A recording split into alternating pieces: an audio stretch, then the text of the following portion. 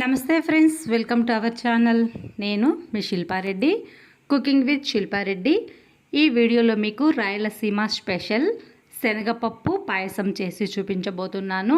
ఈ శనగపప్పు పాయసంలో పాలు పంచదార లేకుండా, అలాగే నెయ్యితో కూడా పని లేకుండా మామిడి పండు వేసి పాయసాన్ని చూపించబోతున్నాను. మీరు ట్రై చేయండి, చాలా చాలా బాగుంటుంది. ఇక్కడ నేను 1 కప్పు శనగబేడలు తీసుకున్నానండి. ఈ శనగపప్పు ఒక 100 గ్రాముల వరకు ఉంటుంది.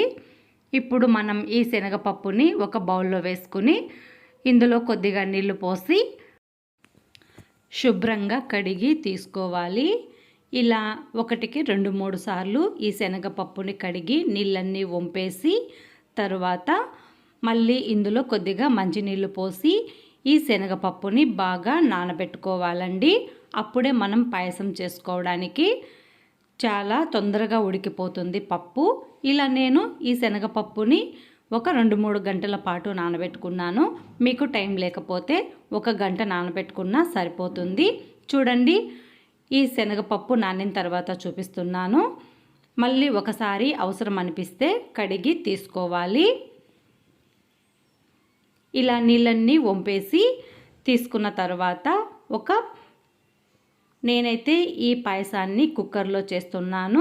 మనం కడిగి పెట్టుకున్నాం కదా శనగపప్పుని ఇందులో వేసి, ఏ కప్తో అయితే మనం శనగబేడలు తీసుకున్నామో అదే కప్పుతో నేనైతే ఇందులో 2.5 కప్పు వరకు వాటర్ని యాడ్ చేసుకున్నాను. 2.5 కప్పు నీళ్లు పోసుకున్నామంటే పప్పు చక్కగా ఉడికిపోతుంది. ఇప్పుడు 2 విజిల్స్ వచ్చే వరకు పప్పుని ఉడికించి తీసుకోవాలి. చూడండి, నేను ఒక మామిడి పండు తీసుకున్నాను. ఈ మామిడి పండుని పైనున్న తొక్కనంతా కట్ చేసి చిన్న చిన్న ముక్కలుగా కట్ చేసి తీసుకోవాలి. నేను తీసుకున్న మామిడి పండు కొంచెం దోరగా ఉందండి, అంటే లోపల సాఫ్ట్గా ఉంది, పైకి కొంచెం గట్టిగా అనిపిస్తుంది. మీరు పూర్తిగా బాగా పండిన మామిడి పండును కూడా తీసుకోవచ్చు. బాగా పండిన మామిడి పండు అయినా సరే పైనున్న తొక్కనంతా తీసేసి లోపలున్న మామిడి పండు గుజ్జును తీసుకోవాలి. నేను దోరగా ఉన్న మామిడి పండుని తీసుకున్నాను. ఇలా చిన్న ముక్కలుగా కట్ చేసుకుని తీసుకోవాలి. మీరు గుజ్జునైనా తీసుకోవచ్చు. అలాగే మనం ఏ కప్పుతో అయితే శనగపప్పు తీసుకున్నామో అదే కప్పుతో 1 కప్పు బెల్లాన్ని తీసుకోవాలి, తురిమి తీసుకోవాలి. చూడండి, 2 విజిల్స్ వచ్చిన తర్వాత ఆవిరంతా నార్మల్ అయిన తర్వాత చూపిస్తున్నాను. పప్పు ఇలా మనం చేత్తో ముట్టుకుంటే ఇలా సాఫ్ట్గా ఉడికిపోవాలి. మరి ఎక్కువ మగ్గకూడదండి. నేను ఈ కుక్కర్లో ఎక్కువ వాటర్ని యాడ్ చేస్తే పొంగు ఎక్కువ అయిపోతుందని పప్పు ఉడికేటన్ని నీళ్లు పోసి ఉడికించాను. కాబట్టి ఇప్పుడు మళ్ళీ మనకు పాయసానికి తగినన్ని వాటర్ని వేసుకోవాలి. ఒక పెద్ద గ్లాస్తో నేను 1 గ్లాస్ నీళ్లు పోసి బాగా మళ్ళీ పప్పు ఉడికిన తర్వాత మనం తురిమి పెట్టుకున్న బెల్లాన్ని కూడా వేసుకోవాలి.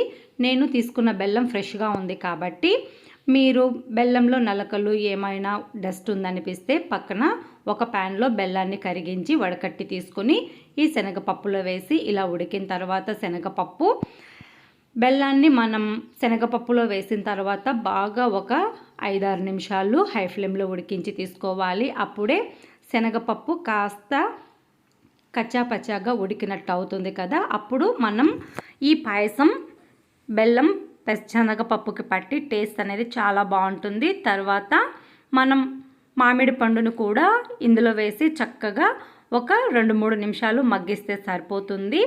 మరి సాఫ్ట్గా ఉన్న మామిడి పండునైనా తీసుకోవచ్చు, లేదా ఇలా కొంచెం దోరగా ఉన్న మామిడి పండునైనా తీసుకొని ఉడికించుకోవాలి. ఇలా మామిడి పండు చక్కగా ఉడికిపోయిన తర్వాత ఇందులో 2-3 యాలకులు బాగా దంచి వేసుకోవాలి.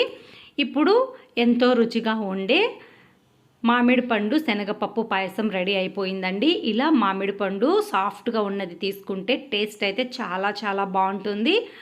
నేనైతే కొంచెం బాగా మగ్గిన మామిడి పండుని తీసుకున్నాను. మనకి కావాలంటే మిక్సీ జార్లో అయినా వేసుకొని ఈ మామిడి పండుని ఉడికించుకోవచ్చు, లేదా ఇలా మామిడి పండు మధ్య మధ్యలో కొంచెం దూరగా ముక్కలుగా తగులుతుంటే శనగపప్పుతో పాటు పంటికి తగులుతుంటే టేస్ట్ అనేది చాలా చాలా బాగుంటుంది.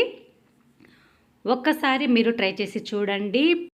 ఈ పాయసంలో పాలు, పంచదార, నెయ్యి అలాగే డ్రై ఫ్రూట్స్తో పని లేకుండా హెల్తీగా ట్రై చేసి చూడండి. ఈ శనగపప్పు మామిడి పండు పాయసాన్ని చాలా చాలా రుచిగా ఉంటుంది. అలాగే హెల్త్కి కూడా చాలా మంచిది.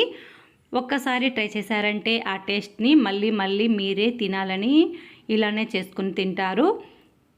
ఈ వీడియో నచ్చింది కదా, అయితే ఒక లైక్ చేయండి, షేర్ చేయండి, మీ ఫ్రెండ్స్కి రిలేటివ్స్కి. కుకింగ్ విత్ శిల్పారెడ్డి ఛానల్ని సబ్స్క్రైబ్ చేయండి. Thank you for watching.